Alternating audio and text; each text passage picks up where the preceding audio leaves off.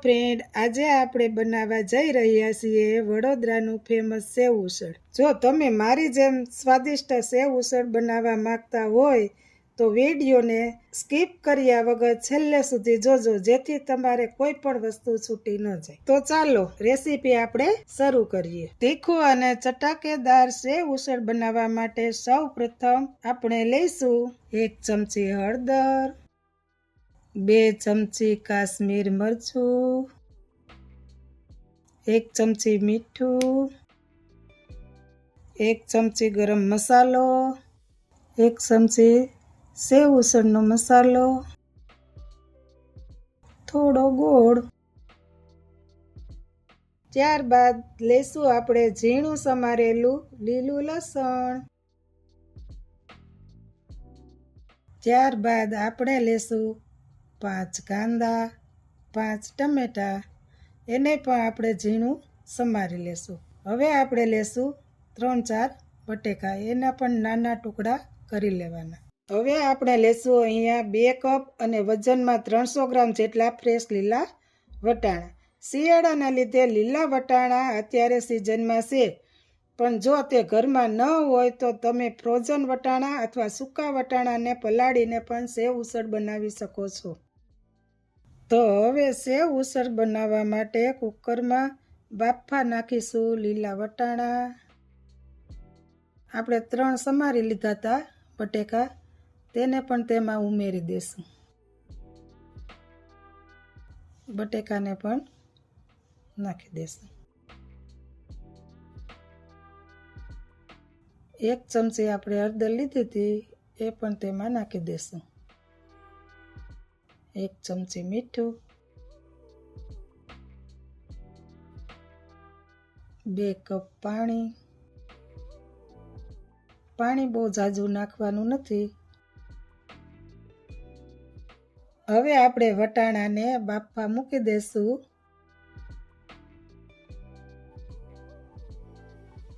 ત્રણ સીટી વાગે ત્યાં સુધી એને બફાવા દેવાના।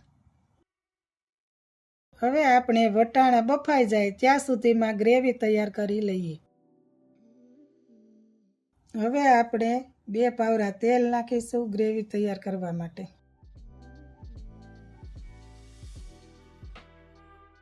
હવે આપણે નાખશું 8-10 લસણની કળી, 2-3 ટુકડા આદુના, 1 ચમચી જીરું। હવે ઝીણા કટકા કર્યા હતા કાંદાના, એને પણ નાખી દઈશું।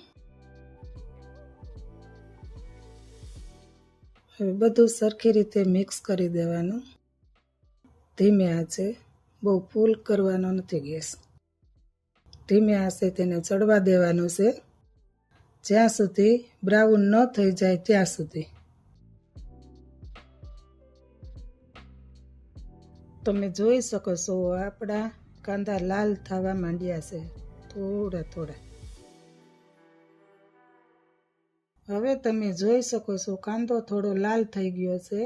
કાંદો વધારે લાલ થાય ત્યાં સુધી આપણે થોડી થોડી વારે હલાવતું રહેવાનું છે, જેથી નીચે બેસી ન જાય। હવે તેમાં મીઠું નાખીશું। મીઠું નાખીએ ને તો ઓછું બેસે થોડુંક નીચે। હવે આપણે નાખીશું નાના સમારેલા ટમેટા, તેને પણ આપણે સરખી રીતે મિક્સ કરી લઈએ। તેને થોડી વાર ઢાંકી દેવાનું, અધકચરા બફાવા દેવાના, બહુ બફાવા દેવાના નથી આપણે। તો આપણી 3 વિસલ વાગી ગઈ છે, તો હવે આપણે ગેસને બંધ કરી દઈએ। હવે તમે જોઈ શકો છો આપણી ગ્રેવી અધકચરી થઈ ગઈ છે, તેને સરખી રીતે હલાવી દેશું। તેમાં આપણે નાખશું ગરમ મસાલો 1 ચમચી, 1 ચમચી સેવ ઉસળનો મસાલો। હવે તેમાં નાખીશું 2 ચમચી કાશ્મીરી મરચું, તેમને પણ સરખી રીતે મિક્સ કરી દેવાનું। હવે તેમાં થોડો ગોળ એડ કરી દેવાનો અને સરખી રીતે હલાવી દેવાનું. હવે આપણે આ તૈયાર થયેલા મિશ્રણને થોડી વાર ઠંડુ થવા દેશું. હવે આપણું મિશ્રણ ઠંડુ થઈ ગયું છે, તો આપણે એને મિક્સર જારમાં પીસી લેશું.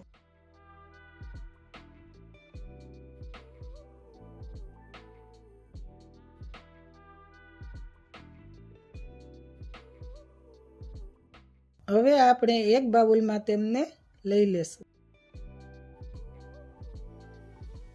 આપણી ગ્રેવી તૈયાર થઈ ગઈ છે ત્યાં સુધીમાં આપણા વટાણા બફાઈ ગયા છે.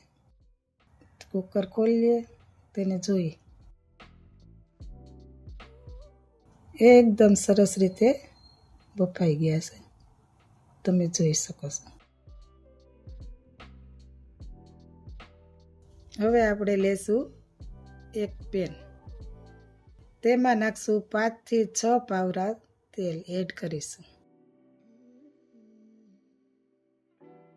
તેલ થોડું ગરમ થાય ત્યારબાદ તેમાં નાખીશું આપણે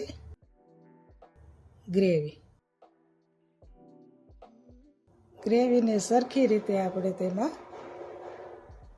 મિક્સ કરી દઈએ.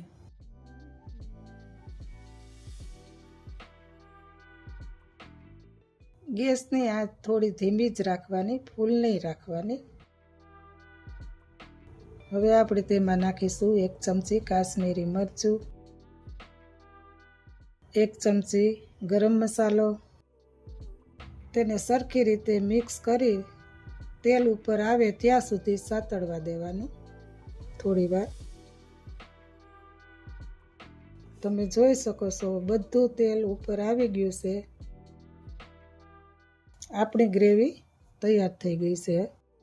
હવે તેમાં વટાણા બફાઈ ગયેલા છે તેને મિક્સ કરી દઈએ. સરખી રીતે મિક્સ કરી લઈએ.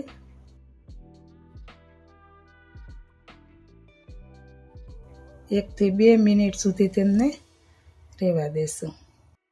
તમે જોઈ શકો છો કેવું સરસનું આપણું સેવ ઉસળ તૈયાર થઈ ગયું છે. હવે તેમાં નાખીશું લીલું લસણ ને ધાણા. 10 થી 15 મિનિટમાં આપણું સેવ ઉસળ તૈયાર થઈ ગયું છે. હવે તેને સર્વ કરી લઈએ.